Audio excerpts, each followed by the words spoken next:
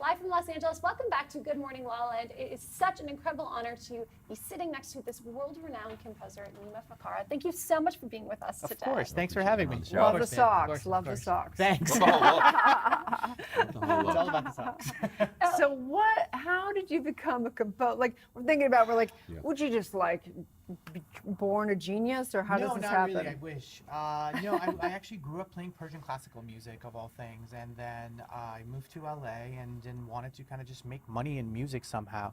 Wanted to be a concert musician for a while, and then I realized there's no money in it, so I just decided I wanted to be a film composer. And now with over 59 credits on IMDb, yes. we've listened to your work and rocked out to it on Resident Evil. I mean, stacks on stacks of credits. It's fun. It's like I try to be a chameleon in all different ways. I work pretty much on nonstop, actually, and I just kind of try to do everything anything that I like doing, and I just kind of do it. It's just fun for me. Yeah. It's so interesting. And so what I love about your story is that you did follow your bliss, and I think that takes a whole lot of trust. It does, and it also takes a lot of support as well. My parents especially kind of supported me, and just to say, just do it. And also they wanted me to be a doctor as well, but that's a different story. You were born in Iran. Yes. At what point did you come to the States? I came to the States in '96, winter of '96. I lived in Maryland for a while. I kind of grew up in Maryland. I'm an East Coaster by heart, but it was like one of those things that I just kind of LA just kind of dragged me, and I just pulled me here and I just stayed for a while. In a really interesting way, I feel like even though you're a composer, I feel like you are a doctor. You're so surgical with it, first of all, right? And you also, I find music to be one of the most healing. It's one of the most healing elements, I think. For you, is music that thing that you've always sort of returned to when you're having tough times, or has it been healing for you? It's interesting.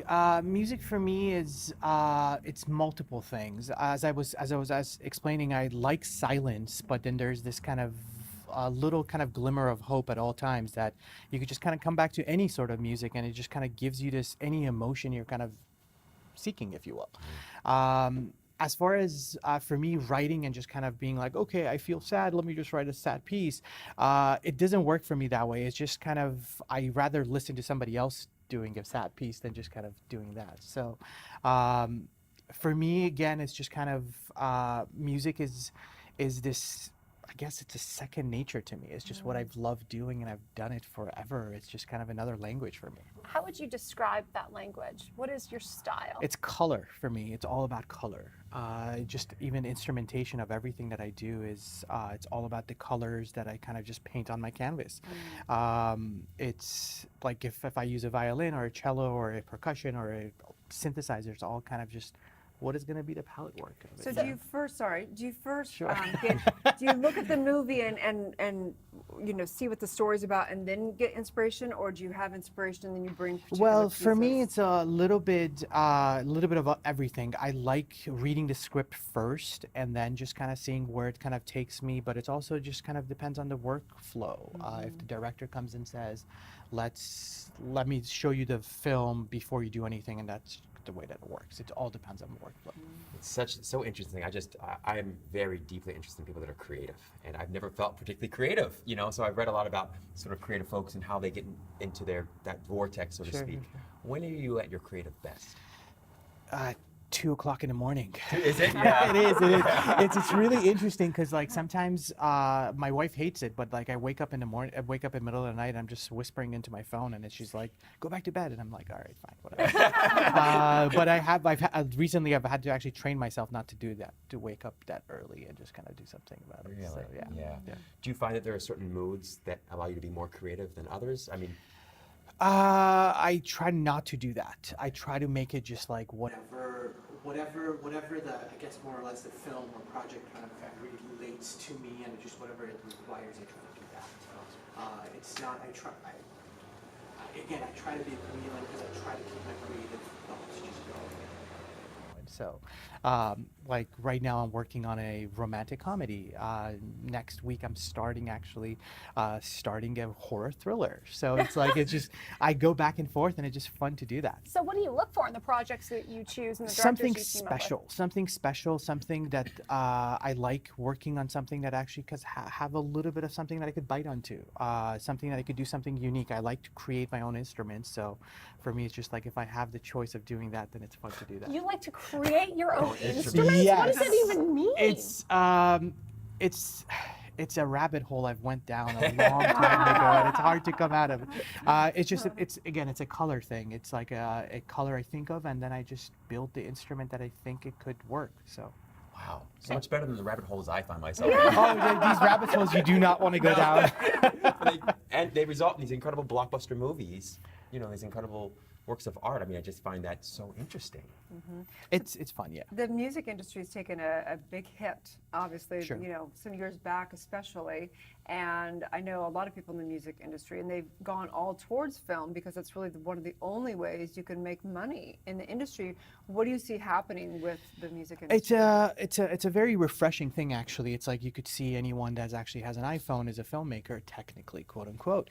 They could shoot a film, but they're not a filmmaker. It's the same thing you're seeing with a lot of DJs, rock, pop artists trying to go into the film world. A great director says, Christopher Nolan says, it's not about your first film, it's about your second film. So I always look at it that way. It's like, yes, if you are able to write your first film, good for you. Good luck on your second one. That's the biggest one. Is that what it was like for you? Like you composed your first movie and then absolutely. It was like, good luck on the next? Oh, absolutely. It's like the hardest thing to get is your second gig.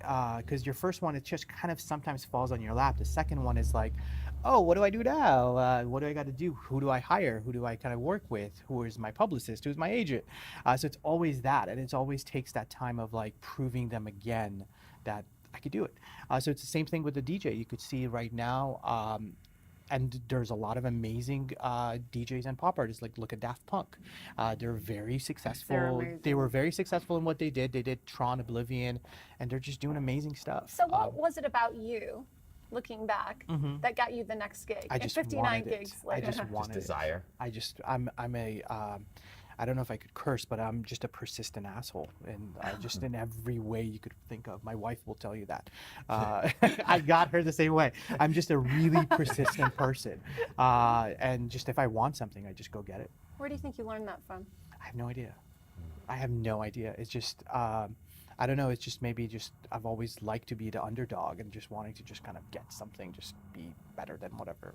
I'll show you. Yeah, exactly. Yeah, proving people wrong, I guess. What's been the hardest part of your journey? The hardest part of the journey has been just kind of quote unquote being a minority in the industry. And it's had his battles, and it's also had his good things about it. But it's just been that. But then I've been fortunate enough to have a staff of great people, great publicists, great managers, and great agents that to be able to just kind of support me in that sense. But we all deal with it. So it's just kind of it's just that, yeah. Any tips or advice you have for people that want to do something? Don't do it. Similar? Don't do it. Right now, just stop. Turn around. No. It's if you have the passion for it, you got to start early. It's really difficult to start later in life. But if you want it enough, just go and do it.